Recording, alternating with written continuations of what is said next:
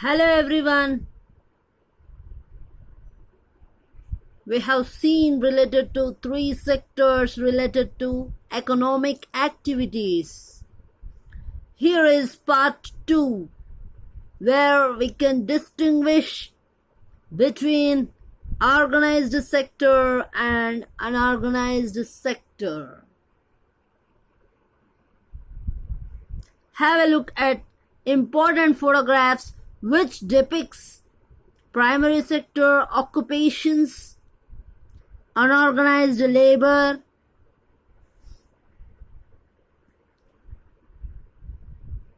related to primary sector mining as well as fishing,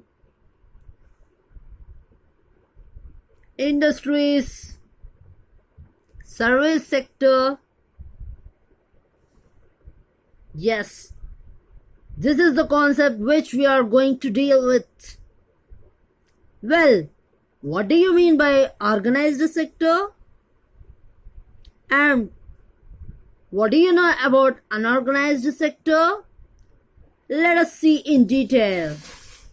In general, organized sector covers the enterprises or places of work where the terms of employment are regular and therefore people have assured work. They are registered by the government and have to follow its rules and regulations which are given in various laws such as the Factories Act or Minimum Wages Act. It is organized. The name itself says it is organized because it has some formal processes and procedures. Let us take an example which reveals this. If we give certain assignment, if we ask you to submit within time, you will accomplish within time by placing your efforts. Otherwise, you may do within 2 days or 3 days, or you may postpone that activity. So organized in the sense it has certain formal and also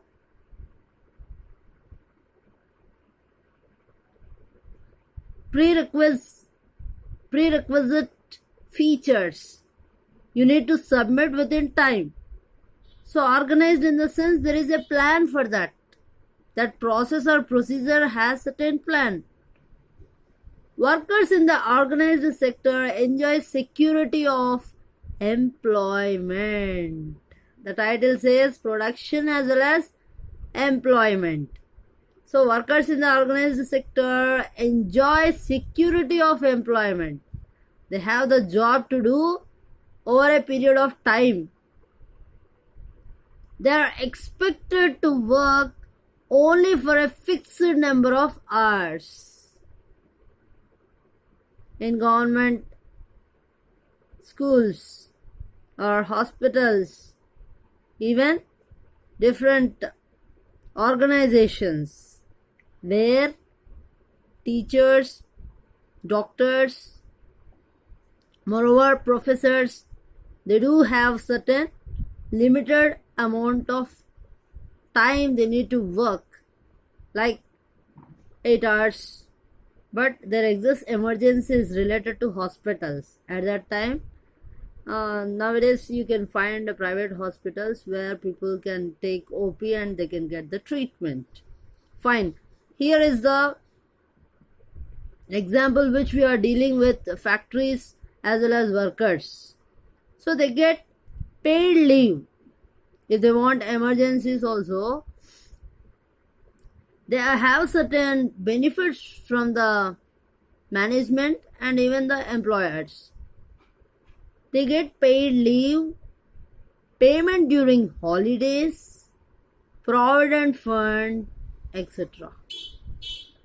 They are supposed to get medical benefits, and under the laws, the employer has to ensure facilities like drinking water and a safe working environment. Preventive measures should be taken into consideration. Work is important, but at the same time, health of an individual also plays a dominant role. We saw the best example in the last month where LG polymers have created panic situation where people died because of emission of poisonous gas. So the health hazard. So we need to focus on the public. Industries, factories obviously play a dominant role or crucial role or an important role in the functioning of the government successfully, and also people can also get benefits. But on the other hand, the health of an individual also creates an impact. So they should have drinking water facility and also safe working environment in that workplace. When they retire, many of these workers get pensions as well. People who work in the government or with companies or large establishments are all to the organized sector. Then, on the other hand, what do you mean by unorganized sector? Here we go. If we want to differentiate organized sector and unorganized sector, the unorganized sector is characterized by small and scattered units which have remained largely outside of the control of the government. There are rules and regulations here also, but these are not followed or perfectly enforced. Jobs here are low paid and not regular. There is no provision for overtime, paid leave, holidays, leave due to sickness. These are the differences between organized and unorganized sectors. Employment is not secure. They have to quit if the management or if the CEO doesn't like the employee, or if the employer doesn't work within, if he doesn't submit the project or doesn't accomplish the task within time. They have targets in order to replace that employee. So here, employment is insecure. There is no security for the job or that opportunity. So this is the basic difference between organized sector and unorganized sector. Employment is not secure. People can be asked to leave without any reason. They hire soon, they fire soon. Hiring on one side, firing on one side. This makes the job of a person insecure. When there is less work during some seasons, some people may be asked to leave. A lot also depends on the employer or changes in the market situation. Here we need to consider different conditions and also different perspectives. This sector includes a large number of people who are employed on their own. Self-employment is also known to you, right? Almost half the workers are self-employed. You would find them everywhere doing small jobs such as selling on the street or doing repair work or as vendors or hawkers. Similarly, farmers are largely self-employed and also they hire laborers as they require. We can see different types of employment which are subdivided into various categories thereafter. Next concept is related to GDP, gross domestic product. Well, GDP stands for gross domestic product. In order to understand this GDP, let us take few examples. Suppose there are two families. One is a rich family, whereas the other is a poor family. We can make such judgments as rich or poor. How can we distinguish between rich and poor people? Based on the dress people in the family wear, vehicles they used to travel, food that they eat. They are fond of some delicious recipes they eat, otherwise the food they eat, the house they live in, the comfortable furniture and other equipment they have, hospitals they go for treatment. These emphasizes their lifestyle. Alternatively, income that these families earn is an important overall indicator. I think you are getting my point related to rich and poor.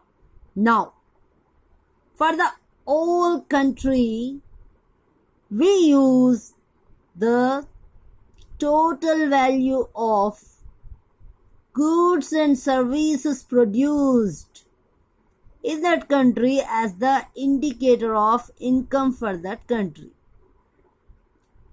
Technical term which we can denote this value is GDP. That is nothing but gross domestic product.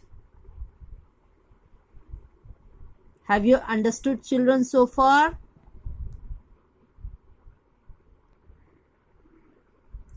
The economic activities where people are engaged in different sectors produce a very large number of goods and services. What we desire to find out is how much goods and services are produced. With so many thousands of goods and services produced, you might think this is an impossible task. Not only would the task be enormous or huge or big, you might also wonder how we can add up cars, computers, mobile phone, service, as well as baskets and parts. It won't make sense. To get around this problem, economists suggest that the value of goods and services should be used rather than adding up the actual numbers. For example, if 10,000 kilograms of paddy are sold at 25 rupees per kg, the total value of paddy will be 2,50,000 rupees. The value of 5,000 coconuts at 10 rupees per coconut will be 50,000 rupees. Is it necessary to count every good or service that is produced and sold? How do we estimate the total value of goods and services then? Gross domestic product is defined as the value of all final goods and services produced within a country during a particular year. GDP acts as indicator of income for that country. The period between April to March in the next year is known as one financial year. It is clear related to GDP and how it affects The unorganized sector and organized sector will see in detail and further topics to be continued. Signing off.